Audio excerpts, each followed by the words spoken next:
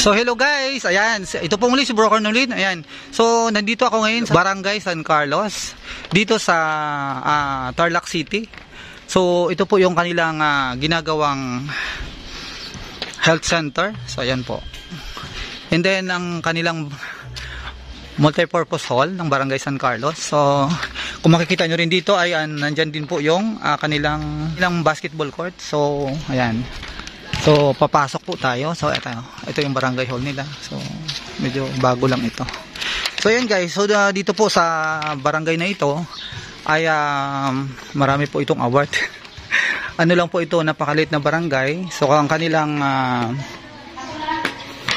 ang kanilang population dito ay nasa 1,918 at ang era po nila ay nasa 3.4 million lang po. So ayan. So ito po yung kanilang duty officer. Ayan. OFW FC Desk. Ayan. BH Route Dash BNC. Ayan. So mayroon po tayo ditong yung kanilang mga IT-based monthly collection, disbursement, lahat po ng ayan. So yan. So ang kanilang barangay council po ito po. Ayan. So, yan, si Kapitana Maylin, yan, Villanueva, ang kanilang barangay captain, at ito po yung kanilang mga kagawad.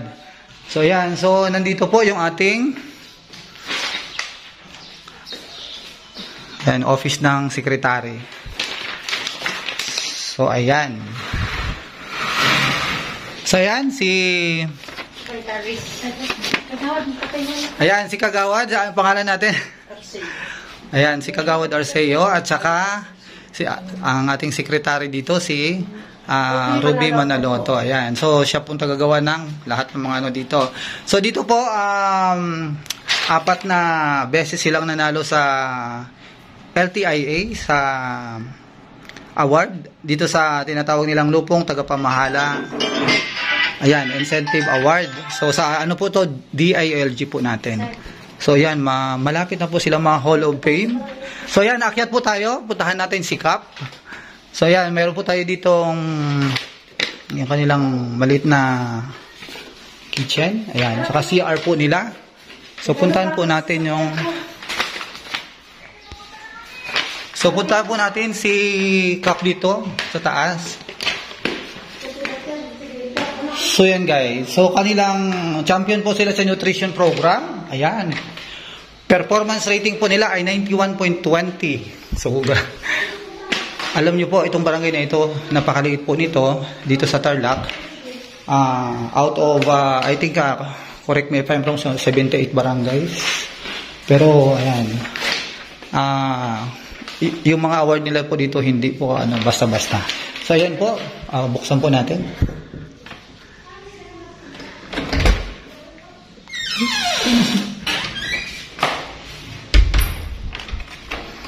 Saan na si Kap? Ito po. Ay, sorry. So, yan na po si Kap. Si Kap Maylin po. Maylin Villanueva. Ayan. So, ay Kap. Ayan. So, interview na po natin siya regarding dito sa ating, sa kanilang barangay. Saglit lang po ito, Kap. So, siguro itatanong lang natin kung kamusta yung ating, yung peace in order natin dito. So, kayo po ba ay maraming dito or... So sa kanila po dito, kaya champion po sila dito sa LTIA nila dahil hindi po umaakyat sa court ang kanilang mga kaso. So alam po natin na ang DILG kapag ganoon, kumbaga doon makakabawi yung barangay or nakakakuha sila ng points kapag walang umaakyat doon sa korte yung mga kaso-kaso na yan. So dapat bago pa sa barangay nakasettle na yan. So ayan, po si Kap, may sasabihin po kayo? Ayan. So ayan, so si Kap Maylin po, San Carlos po ito, Barangay San Carlos, Tarlac City. Ayun. So ito po yung kanilang ayan. Yan, may mga talagang mayroong mga mga pangalan po nila na sulat po yan. So dito po sa kanilang barangay,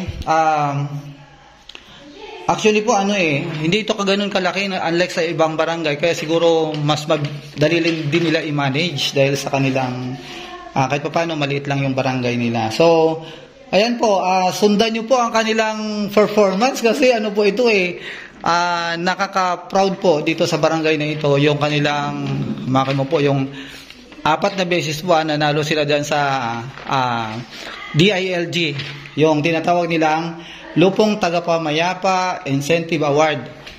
4 na beses po mag-ano na po sila, mag-Hall of Fame. So yun po, so siguro po ayan, subaybayan nyo po, at saka yung channel ko po ay huwag nyo pong kalimutan para ayan, masusubaybayan nyo rin po yung pangyayari dito kasi po yung secretary dito ay kakilala natin.